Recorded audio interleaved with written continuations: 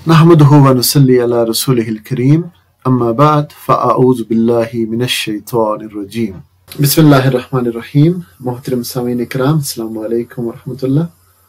हमारी आज की फ़हम कुरान क्लास का मौजू है खयानत। तो आज हम कुरान हकीम से और अहादीस मुबारका से खयानत के बारे में मताला करेंगे।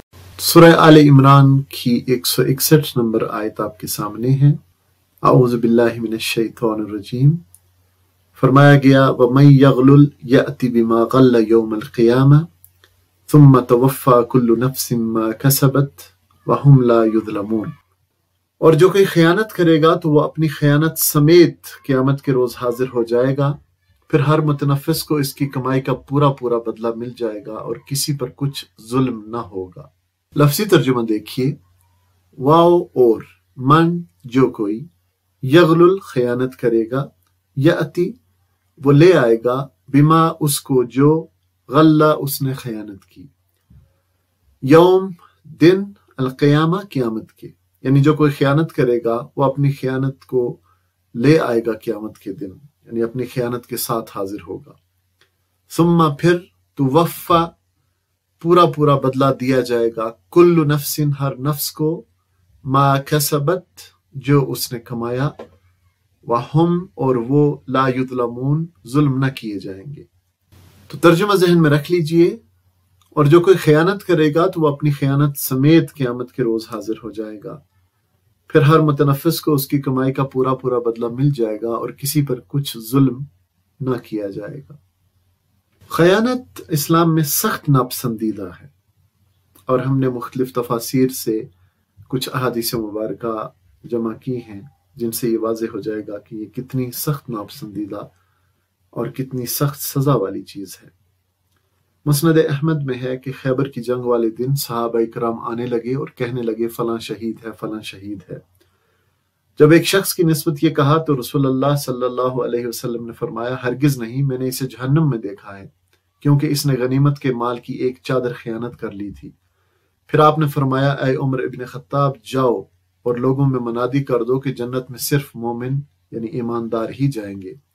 चुनाचे में चला और सब में ये निदा कर दी। यह हदीस मुस्लिम और तिरमिज़ी में भी है और इमाम तिरमिज़ी इसे हसन सही कहते हैं। इस पर ज़रा गौर कीजिए।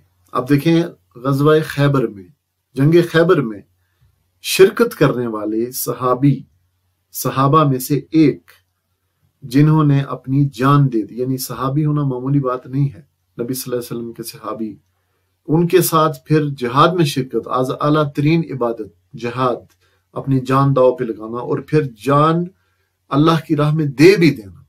कितनी बड़ी बातें हैं ये तीनों बातें, एक तो सहाबी, दूसरा जिहाद और तीसरा शहादत।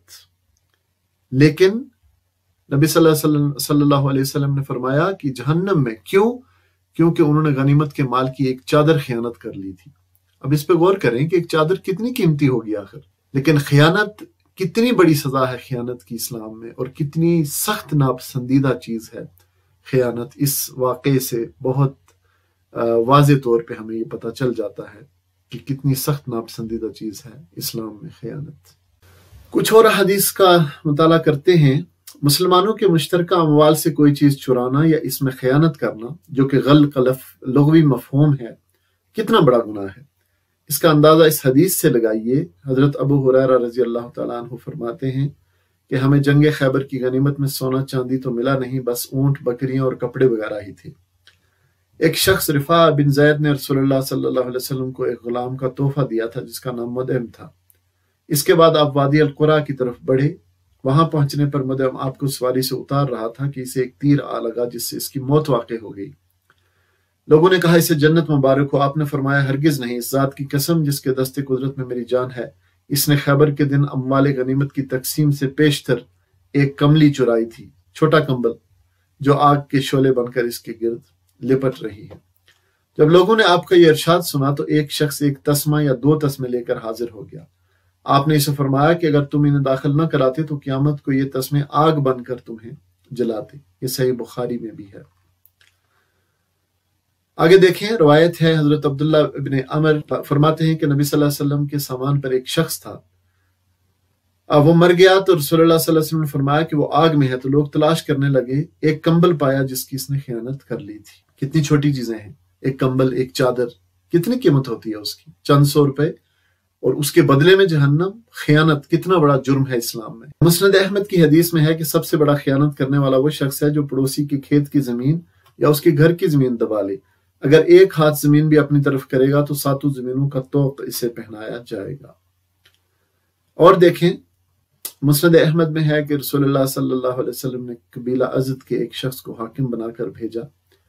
یہ جب زکوٰۃ وصول کر کے آئے تو کہنے لگے، یہ تو تمہارا ہے اور یہ مجھے تحفہ میں ملا ہے۔ نبی صلی اللہ علیہ وسلم ممبر پر کھڑے ہو گئے اور فرمانے لگے، ان لوگوں کو کیا ہو گیا ہے؟ ہم انہیں کسی کام پر بھیجتے ہیں تو آ کر کہتے ہیں یہ تمہارا اور یہ ہمارے تحفے کا، یا اپنے گھروں میں ہی بیٹھے رہتے پھر دیکھتے کہ انہیں تحفہ دیا جاتا ہے یا نہیں۔ اس ذات کی قسم جس کے ہاتھ میں محمد صلی اللہ علیہ وسلم کی جان ہے، تم میں سے جو کوئی اس میں سے کوئی چیز بھی لے لے گا وہ قیامت کے دن اسے گردن پر اٹھائے ہوئے لائے گا۔ اونٹ ہے تو چلا رہا ہوگا، گائے ہے تو بول رہی ہوگی، بکری ہے تو چیخ رہی ہوگی۔ اور ایک حدیث میں سونے چاندی کا ذکر بھی ہے، اور یہ حدیث بخاری اور مسلم میں بھی ہے۔ مسند احمد کی ایک حدیث میں یوں ہے کہ ایسے تحصیلداروں کو، یعنی جن کو ایسے محصول لینے کے لیے بھیجا جائے، اور حاکموں کو جو تحفے ملیں وہ خیانت ہے، وہ اس کے حقدار نہیں ہیں۔ مسند احمد کی ایک حدیث مبارکہ میں ہے، نبی صلی اللہ علیہ وسلم نے فرمایا کہ اے لوگو، جسے ہم عامل بنائیں پھر وہ ہم سے ایک سوئی یا اس سے بھی ہلکی چیز چھپائے تو وہ خیانت ہے، جسے لے کر وہ قیامت کے دن حاضر ہوگا۔ یہ حدیث صحیح مسلم اور ابو داؤد میں بھی ہے۔ حضرت رافع فرماتے ہیں کہ رسول کریم صلی اللہ علیہ وسلم عموماً نماز عصر کے بعد بنو عبد الاشہل کے ہاں تشریف لے جاتے تھے اور تقریباً مغرب تک وہیں مجلس رہتی تھی۔ ایک دن مغرب کے وقت وہاں سے واپس چلے، وقت تنگ تھا، تیز چل رہے تھے۔ بقی ایک قبرستان ہے، جنت البقی میں آ کر فرمانے لگے، تف ہے تجھے، تف ہے تجھے۔ میں سمجھا آپ مجھے فرما رہے ہیں، چنانچہ میں اپنے کپڑے ٹھیک ٹھاک کرنے لگا اور پیچھے رہ گیا۔ اس پر نبی صلی اللہ علیہ وسلم نے فرمایا، بلکہ یہ قبر فلاں شخص کی ہے، اسے میں نے قبیلے کی طرف عامل بنا کر بھیجا تھا۔ اس نے ایک چادر لے لی اور وہ چادر اب آگ بن کر اس کے اوپر بھڑک رہی ہے۔ ایک چادر کی وجہ سے دیکھ لیں۔ رسول اللہ صلی اللہ علیہ وسلم نے فرمایا کہ خیانت سے بچو، خیانت کرنے والے کی رسوائی قیامت کے دن ہوگی۔ سوئی دھاگے تک پہنچا دو اور اس سے حقیر چیز بھی۔ امام بخاری فرماتے ہیں کہ رسول اللہ صلی اللہ علیہ وسلم نے خائن یعنی خیانت کرنے والے کے جنازے کی نماز سے انکار کیا۔ ابو داؤد میں ہے کہ رسول اللہ صلی اللہ علیہ وسلم کی عادت مبارکہ تھی کہ جب مال غنیمت آتا تو آپ حضرت بلال کو حکم دیتے کہ آپ منادی کر دیں۔ ایک مرتبہ ایک شخص اس کے بعد اس منادی اور مال غنیمت کے اکٹھا کیے جانے کے بعد بالوں کا گچھا یعنی اون لے کے آیا تھوڑی سی، اور کہنے لگا، یا رسول اللہ میرے پاس یہ رہ گیا تھا۔ آپ نے فرمایا، کیا تو نے بلال کی منادی سنی تھی جو 3 مرتبہ ہوئی تھی؟ اس نے کہا ہاں۔ فرمایا، پھر تو اس وقت کیوں نہ لایا؟ اس نے عذر بیان کیا۔ آپ نے فرمایا، اب میں ہرگز نہ لوں گا، تو ہی اسے لے کر قیامت کے دن آنا۔ اب اس شخص نے اون کا کچھ حصہ چھپا کے رکھ لیا تھا، اور مال غنیمت تقسیم ہونے کے بعد اس کو خیال آیا اور وہ آپ کی خدمت میں حاضر ہوا۔ باوجود اس کے کہ آپ اپنی امت پر ماں باپ سے زیادہ شفیق رحمت للعالمین ہیں، لیکن آپ نے اس کو یہ کہہ کر واپس کر دیا کیونکہ یہ مال غنیمت سارے لشکر کا حق تھا، اور اب اس کا سارے لشکر میں تقسیم کیا جانا ممکن نہیں تھا۔ اسی لیے فرمایا کہ اب تو قیامت کے روز ہی اس کو لے کر حاضر ہونا۔ یہ جو غلول ہے، غل ہے، اس کی سزا بہت سخت ہے، کیونکہ یہ ہزاروں لاکھوں لوگوں کا مال ہوتا ہے، اور اگر کوئی شخص ایسی خیانت کرتا ہے تو سزا سخت ہے کہ میدان حشر میں جہاں ساری مخلوق جمع ہوگی، سب کے سامنے رسوا کیا جائے گا، اس طرح کہ جو مال چوری کیا تھا وہ اس کی گردن پہ لدا ہوگا۔ صحیحین یعنی صحیح مسلم اور بخاری میں ہے، حضرت ابو ہریرہ رضی اللہ تعالیٰ عنہ سے مذکور ہے کہ نبی صلی اللہ علیہ وسلم نے فرمایا، دیکھو ایسا نہ ہو کہ قیامت میں کسی کو اس طرح دیکھوں کہ اس کی گردن پر ایک اونٹ لدا ہوا ہو اور یہ اعلان ہوتا ہو کہ اس نے مال غنیمت کا اونٹ چرایا تھا۔ وہ شخص اگر مجھ سے شفاعت کا طالب ہوگا تو میں اس کو صاف جواب دے دوں گا کہ میں نے حکم الہی پہنچا دیا تھا، اب میں کچھ نہیں کر سکتا۔ اور یہی حال ان تمام اموال کا اور سرکاری خزانے کا بھی ہے جس میں ہزاروں لاکھوں مسلمانوں کا پیسہ ہوتا ہے۔ جو مسلمانوں کے مال میں سے چوری اور خیانت کرے گا وہ کس کس سے معاف کرائے گا؟ کیونکہ اس میں پورے ملک اس کے باشندوں کا حق ہوتا ہے، اور جو اس میں چوری کرے اس نے سب کی چوری کی۔ مگر چونکہ یہی اموال عموماً ایسے ہوتے ہیں جن کا کوئی شخص براہ راست مالک نہیں ہوتا اور نگرانی کرنے والے بے پرواہی برتتے ہیں اور چوری کے مواقع بکثرت ہوتے ہیں، اور بلکہ اکثر یوں ہوتا ہے کہ نگرانی کرنے والے ہی اس میں سے چوری کرتے ہیں، اور آج کل دنیا میں سب سے زیادہ چوری اور خیانت انہی اموال میں سے ہو رہی ہے، اور وہ لوگ اس کے انجام بد اور وبال عظیم سے غافل ہیں کہ اس جرم کی سزا علاوہ عذاب جہنم کے میدان حشر کی رسوائی بھی ہے اور رسول اللہ صلی اللہ علیہ وسلم کی شفاعت سے محرومی بھی۔ عام طور پر یوں ہوتا ہے کہ دنیا پرست لوگ طرح طرح کے غلیظ ہتھ کنڈے اور مکر و فریب اور چالیں چل کر وہ اقتدار اور حکومت پر قبضہ کر لیتے ہیں تاکہ وہ اس مال تک رسائی حاصل کر لیں جو لوگوں کا مال۔ قرآن حکیم میں فرمایا گیا، سورہ انعام کی 123 نمبر آیت ہے کہ وَكَذَلِكَ جَعَلْنَا فِي كُلِّ قَرْيَةٍ، کہ اسی طرح ہم نے ہر بستی میں، کل قریت، ہر بستی میں بنا دیا ہے کیا، اکابر مجرمیہا، اس کے بڑے بڑے مجرموں کو، ان کو کس پہ لگا دیا ہے، لیمکروا فیہا، کہ وہاں اپنے مکر و فریب کا جال بچھائیں، وما یمکرون، اور وہ فریب نہیں کرتے، الا بانفسہم، مگر اپنے ساتھ، یعنی وہ جو جال بچھاتے ہیں مکر و فریب کے، اس کے جال میں وہ آپ پھنستے ہیں، وما یشعرون، مگر انہیں اس کا شعور نہیں ہوتا۔ اب آپ دیکھیں کہ اللہ تعالیٰ جو نگاہوں کی خیانت تک سے واقف ہے، یعلم خائنۃ الاعین وما تخفی الصدور، اللہ نگاہوں کی چوری تک سے واقف ہے اور وہ راز بھی جانتا ہے جو سینوں نے چھپا رکھے ہیں۔ تو یہ جو لوگ ہیں یہ آخر اللہ سے کیوں کر چھپے رہ سکتے ہیں؟ یہ کیوں کر سمجھتے ہیں کہ کسی کو اس کی خبر نہیں ہوئی کہ انہوں نے اتنے بڑے فراڈ کر لیے؟ اور کتنے افسوس کی بات ہے، یقین کیجئے اگر ایک شخص بھی دیانتدار ہو جو خیانت نہ کرنے والا ہو اور وہ ذمہ دار ہو، مسئول ہو، تو اس کی وجہ سے کتنے لوگوں کو ریلیف ملتا ہے، کتنے لوگوں کو اس کا سکون اور ان کا حق ملتا ہے۔ اس میں کراچی میں نعمت اللہ خان صاحب تھے، اللہ ان کی مغفرت کرے، اللہ ان کی قبر کو جنت کے باغوں میں سے ایک باغ بنائے۔ اپنے دور نظامت میں انہوں نے کراچی کو کتنا کچھ دیا، سڑکیں، پل، فلائی اوورز، باغات، کتنا کچھ انہوں نے دیا۔ اور یہاں ایسے بھی خائن ہیں جو ایک ایک خائن سینکڑوں ارب، 400 ارب، 600 ارب، اتنے ایک ایک خائن کھا جاتا ہے اور ان کا پیٹ نہیں بھرتا، چونکہ ابن آدم کا پیٹ مٹی کے سوا کچھ نہیں بھر سکتا۔ اگر انسان کے پاس سونے کی ایک وادی ہو تو دوسری کی تمنا کرے، 2 ہوں تو تیسری کی تمنا کرے۔ تو خیانت اور حرص یہ چیزیں بہت بری ہیں، اور خیانت کرنے والا وہ کبھی بھی اللہ کی نگاہ سے اوجھل اور چھپ نہیں سکتا۔ حقیقت یہ ہے کہ انسان جو بھی خیانت کرتا ہے وہ اپنے خلاف مقدمات تیار کرتا جاتا ہے، اور یہ جو بڑے بڑے مجرم ہیں، بڑے بڑے ظالم لوگ ہیں، ان کو تو اللہ سے بہت ڈرنا چاہیے، کیونکہ اللہ کو، جیسے والدین کو اپنی اولاد میں سے جو کمزور ہوتا ہے، جو معاشی طور پہ کمزور ہو، جسمانی طور پہ کمزور ہو، مریض ہو، اس سے سب سے زیادہ محبت ہوتی ہے، اسی طرح اللہ کو اپنی مخلوق میں سے جو مساکین ہیں ان سے اللہ کو زیادہ محبت ہے بنسبت ان کے جو خوشحال لوگ ہیں جنہیں اللہ نے بہت کچھ دے رکھا ہے۔ اب ماں سے 70 گنا زیادہ محبت کرنے والا، اگر آپ کسی ماں کی کمزور بچے پہ ظلم کریں گے اور اس ماں کا آپ پہ بس چلتا ہو تو وہ آپ سے انتقام نہیں لے گی، یقیناً لے گی۔ تو اللہ تعالیٰ بھی اپنے مظلوم اور مسکین بندوں پر ظلم کرنے والوں سے شدید انتقام لے گا اور حساب لے گا۔ اور یہ وہ بدنصیب لوگ ہیں کہ جو اپنی پیٹھوں پر ہزاروں، لاکھوں، کروڑوں لوگوں پر ظلم کا بوجھ لیے ہوئے جائیں گے، اور یہی مطلب ہے کہ وہ خود پھنستے ہیں لیکن انہیں اس چیز کا شعور نہیں ہوتا۔ جو چالیں چل کے وہ دوسروں کے حق مارتے ہیں، ظلم کرتے ہیں، خیانتیں کرتے ہیں اور سمجھتے ہیں ہم نے مال بنا لیا، اصل میں یہ سارے کے سارے مقدمات ان کے اپنے خلاف تیار ہو رہے ہوتے ہیں، لیکن انہیں اس کا شعور نہیں ہوتا۔ اور مال، ڈھیروں مال۔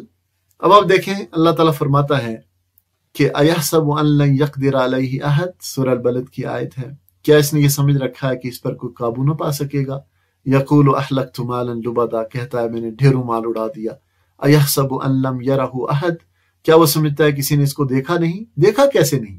اللہ ہے جو ہر چیز کا شاہد ہے، ہر چیز کو دیکھ رہا ہے، اس سے کچھ بھی چھپا ہوا نہیں ہے۔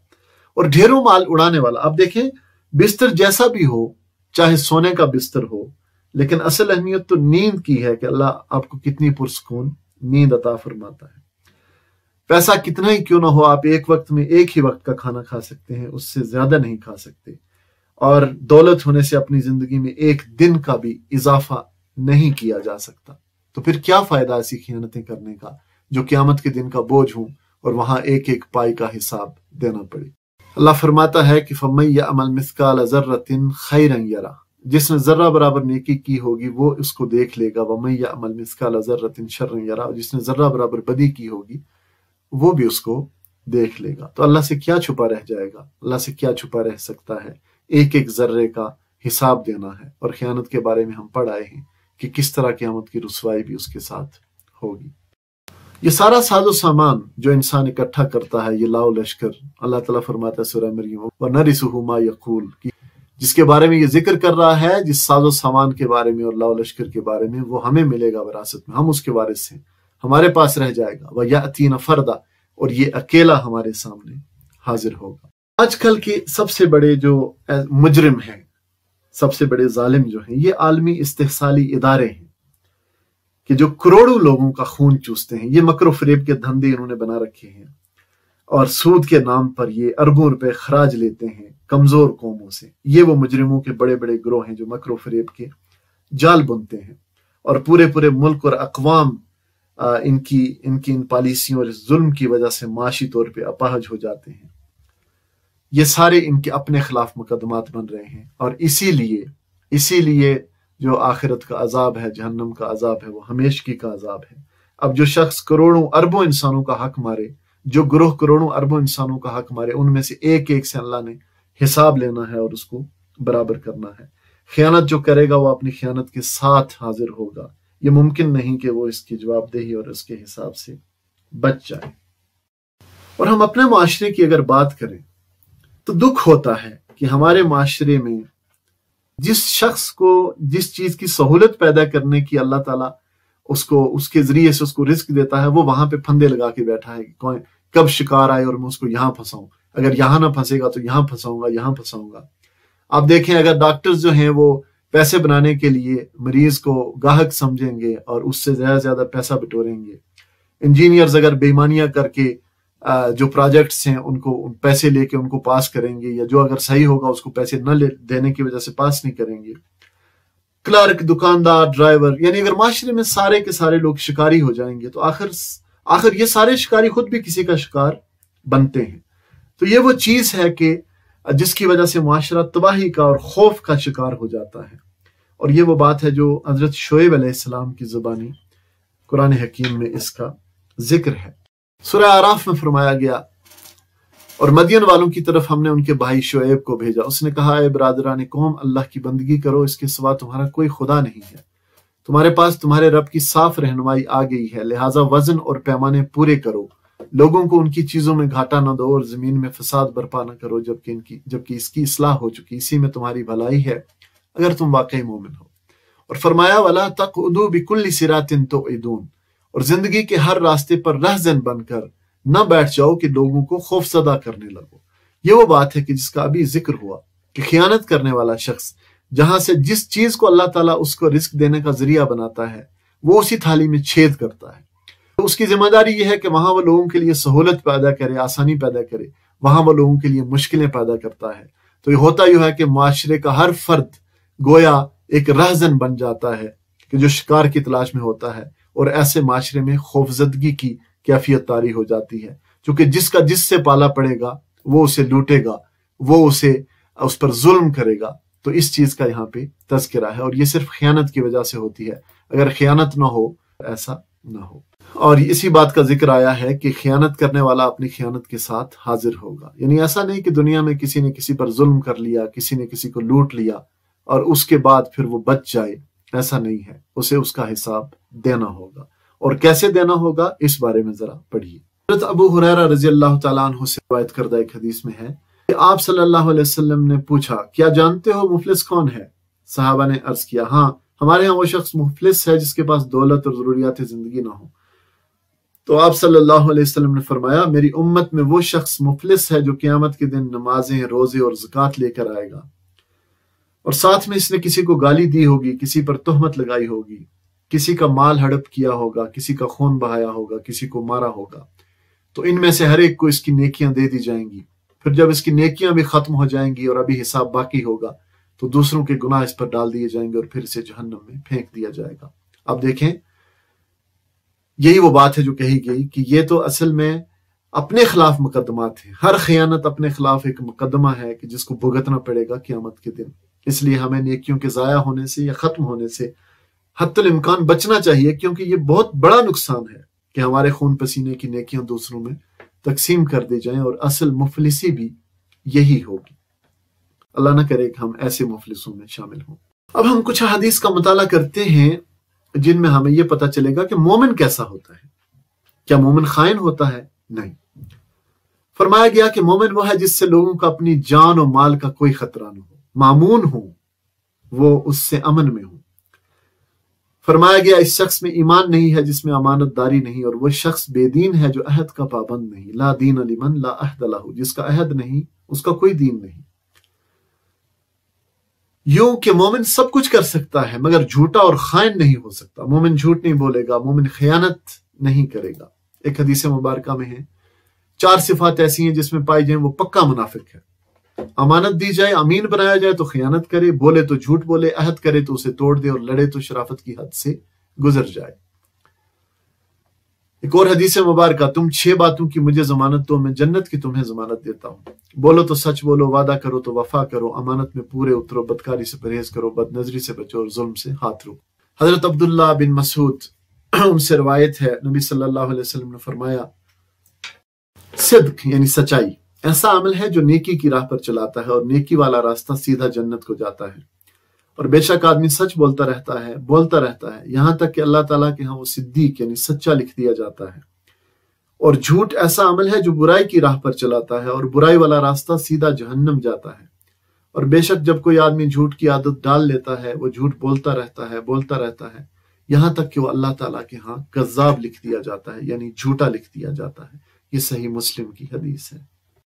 راست باز لوگ، سچ بولنے والے لوگ، سچے لوگ، ان کی بہت عزت ہوتی ہے معاشرے میں. لوگ ان پر اعتماد کرتے ہیں اور وہ کامیاب رہتے ہیں.